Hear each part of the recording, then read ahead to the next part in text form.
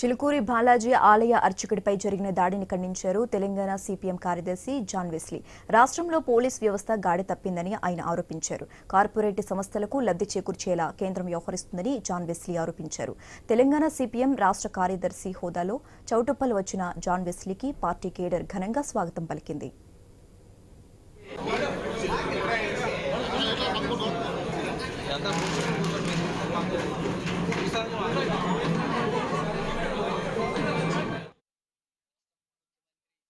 వాగ్దానాలు చెప్తా ఉన్నాడు. ఎన్నికలప్పుడు చాలా వాగ్దానాలు చేశాడు. కానీ ఇప్పుడు అధికారంలోకి వచ్చిన తర్వాత చూస్తే రాష్ట్ర ప్రయోజనాలు, రాష్ట్రంలో చెప్పినటువంటి హామీలు అమలు జరిగేటటువంటి దానికి తగినటువంటి చర్యలు లేవు. రైతుల రుణమాఫీకి సంబంధించి ఇప్పటికీ 10,000 కోట్ల రూపాయలు ఇంకా వేయలేదు.